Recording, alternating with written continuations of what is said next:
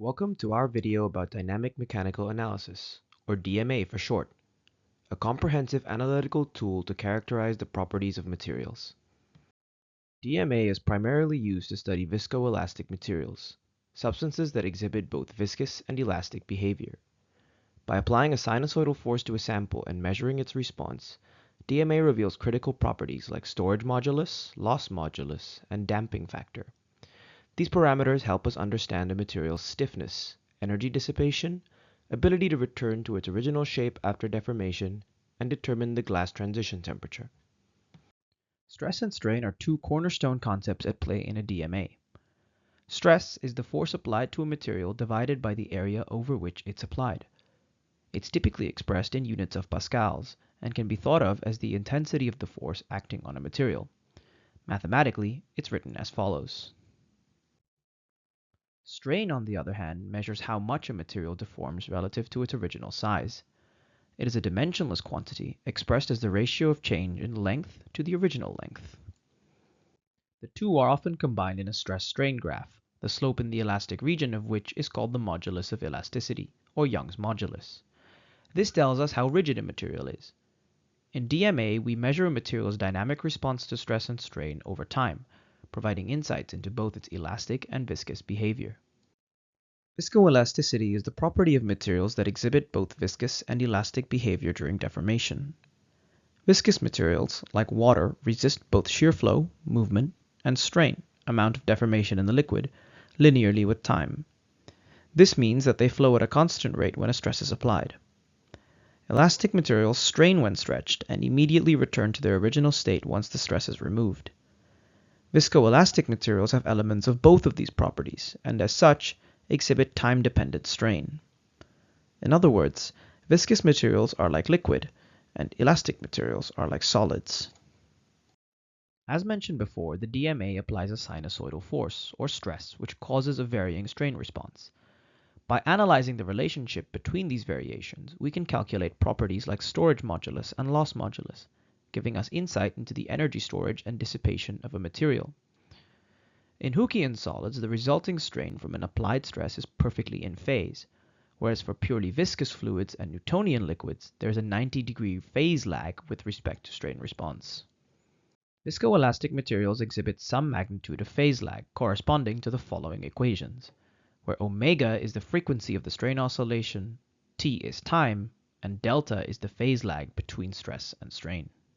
Viscoelastic materials have a resistance to deformation called the complex modulus, which is a combination of two phenomena, the storage modulus, G', and the loss modulus, G'. Storage modulus measures the stored energy, representing the elastic portion, and the loss modulus measures the energy dissipated as heat, representing the viscous portion.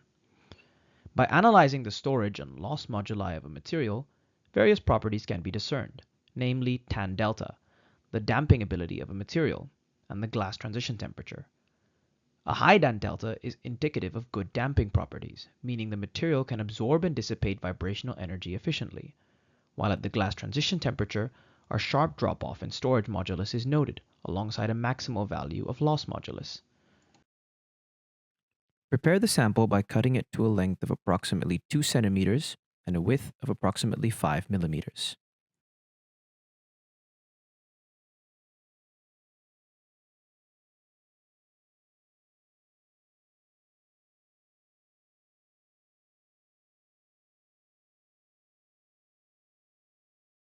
Screw the two screws on the sample rig and slide the sample into the top clamp, tightening the accompanying screw.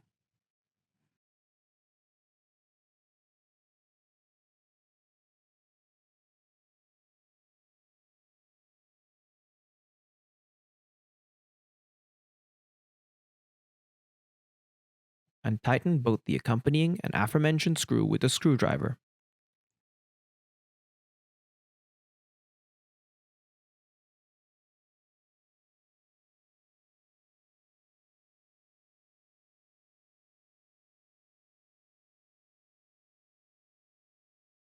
Bring down the lid and flick the fastening switch into the closed position.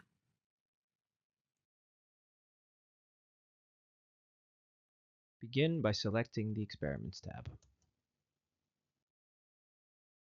After using the Sample tab to enter a sample name and location, navigate to the clamp settings. Fill in the thickness and width as measured before. Length will automatically be determined by the machine. Next, follow your desired procedure to adjust the force load, force track, and other associated conditions. Lastly, navigate to the Experiment tab above and click on Start to begin your experiment. When viewing the DMA results, the most important discernible property is Tg, or the glass transition temperature, which is the value of T at the maximum of the tan delta curve. Additionally, DMA is useful for measuring the modulus both below and above the glass transition temperature, as well as measuring the breadth of the glass transition, wherein larger breadths contribute to higher damping in materials due to increased cross-linking. Thank you very much for watching.